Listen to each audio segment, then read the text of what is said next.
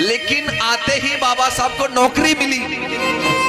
तो रमा सोच रही थी मेरे पति आएंगे, नौकरी करेंगे, अच्छी साड़ी मिलेगी पहनने को, अच्छा भोजन मिलेगा खाने को, मैं अपने 3 बच्चों का दुख भूल जाऊंगी। बाबा साहब अम्बेडकर नौकरी के लिए गए। गुजरात के वडोदरा में बाबा साहब नौकरी के लिए गए। बाबा साहब ने मात्र 10 दिन नौकरी की। पहले तो बाबा साहब को किराए का कमरा नहीं मिला जाति की वजह से, तो पारसियों की धर्मशाला में बाबा साहब रुके। जब ऑफिस जाते थे बाबा साहब ड्यूटी के लिए, तो बाबा साहब के कुर्सी मेज कोने में पटक दिए जाते थे। बाबा साहब जब ऑफिस से बाहर आते थे तो पूरी ऑफिस को गौमूत्र से धुलवाया जाता था। अगर चपरासी फाइल लेकर के आता भी था तो दरवाजे के अंदर नहीं जाता था, फेंक करके फाइल देता था। बाबा साहब फाइल को पढ़ते, सिग्नेचर करते, वो भी फेंक के देते, लेकिन वो हाथ नहीं लगाता। पहले गौमूत्र छिड़क के शुद्ध करता, तब फाइल को शुद्ध करके हाथ लगाता। बाबा साहब जो ऑफिस से बाहर जाते तो पूरी ऑफिस को धुलवाया जाता था गौमूत्र से।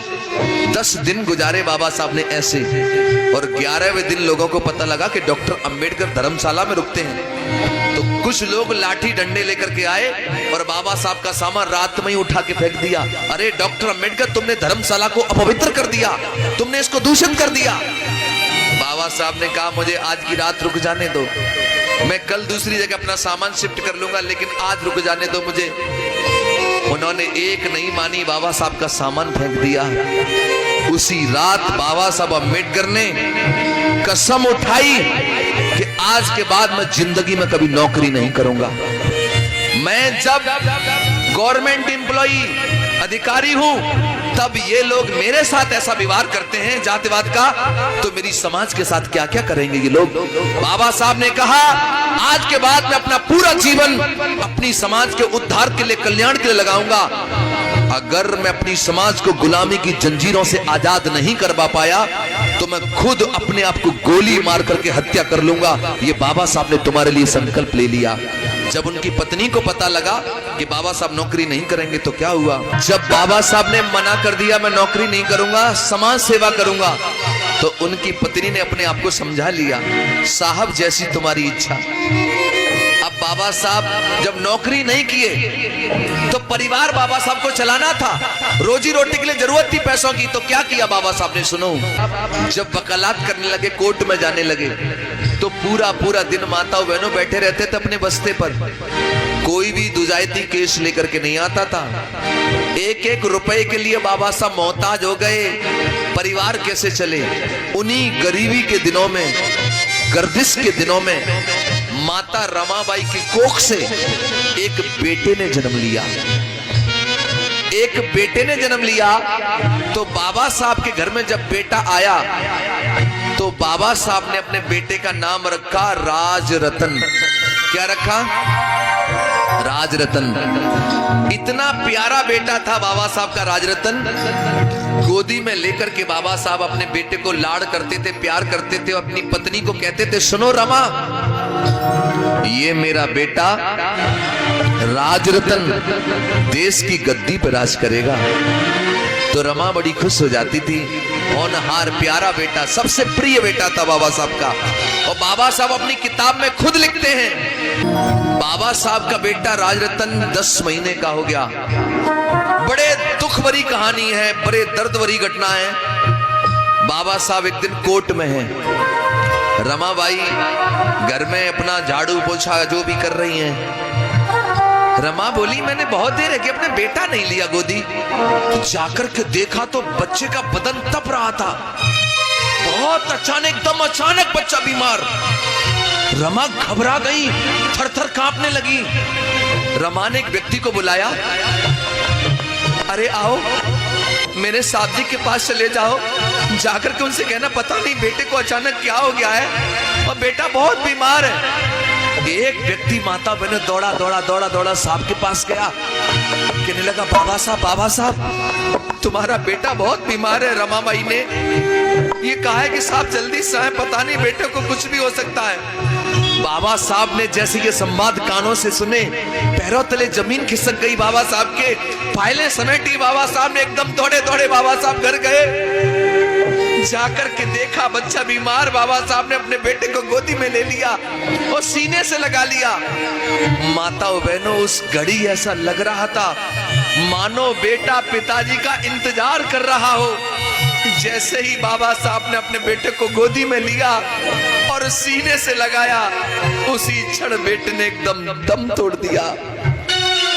जैसे ही बेटे ने दम तोड़ा, माताओं बहनों क्या हुआ, जैसे ही बच्चे ने दम तोड़ा, एकदम चीख करके माता रमाई रोने लगी।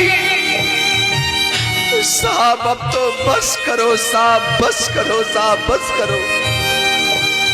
तुम्हारी समाज सेवा ने धीरे धीरे करके मेरे 4 बच्चे निगल लिए, मेरे 4 बच्चे चले गए साहब जी, बस करो। जब रमा आंखों में आंसू भर भर के रो रही थी तो बाबा साहब अपनी पत्नी को कह रहे थे, रमा चुप हो जाओ, रमा चुप हो जाओ, रमा चुप हो जाओ। मैं जानता हूं एक माँ के 4 बच्चे मर जाए तो उसके दिल पे क्या गुजरती है, जानता हूं रमा, लेकिन तुम्हारे तो अभी 4 ही बच्चे मरे हैं। मैं इन गरीबों के दम तोड़ते हुए सैकड़ों बच्चों को देखता हूं रमा, तो मैं क्या करूं बताओ। तुम तो रो करके अपने दिल को तसल्ली बना लोगी, लेकिन मैं तो रो भी नहीं पाता रमा। तभी रमा कहने लगी, साहब आप मुझसे कहते थे कि हमारा बेटा राजरतन देश पे राज करेगा। आज मैं आपसे पूछना चाहती हूँ साहब जी, आज मुझे बता दो, क्या मेरे बेटे राजरतन को तुम देश की गद्दी पर राज करा सकते हो? बताओ, राज कराओगे? बाबा साहब को अपनी कही हुई बात याद आ गई। एकदम आंखों से आंसू गिरे बाबा साहब के, कहने लगे, रमा मैं जानता हूं हमारा बेटा मर चुका है और मरा हुआ बेटा राज नहीं कर सकता, लेकिन रमा तुम्हारे आंसुओं की सौगंध खा करके आज मैं वचन लेता हूं, बेटे की लाश को साक्षी मान करके आज मैं वचन देता हूं रमा, मैं दुनिया में ऐसा काम करके जाऊंगा। अरे जब भी किसी रमा की कोख से कोई इंदु, कोई बेटी पैदा होगी, या किसी भी रमा की कोख से कोई बेटा पैदा होगा, एक दिन वो देश की गद्दी पर राज करेगा, वो देश की गद्दी पर राज करेगा, देख लेना तुम रमा। बाबा साहब अम्बेडकर जी के जब 4 बच्चे दुनिया से चले गए, एक बेटा बचा केवल, बड़ा वाला यशवंत।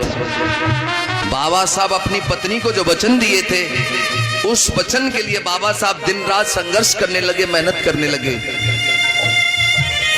हर रमा की कोख से पैदा होने वाले बेटे राजरतन को देश पे राज कराना चाहते थे बाबा साहब।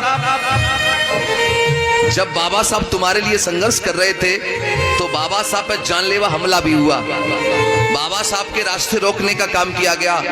तो उनकी पत्नी को जब ये बात पता लगती कि मेरे पति की जान को खतरा है, तो बाबा साहब की पत्नी डर गई।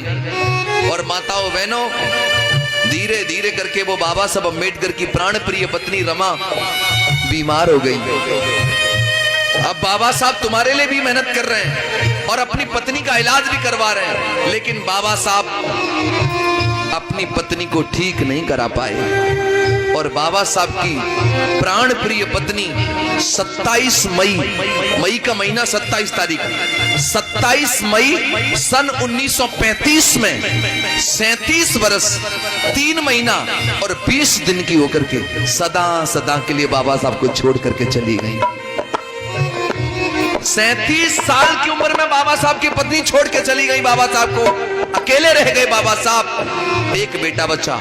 लेकिन बाबा साहब को अपने बेटे की भी चिंता नहीं थी। क्यों? क्योंकि बाबा साहब को अपने बेटे से ज्यादा तुम्हारी चिंता थी।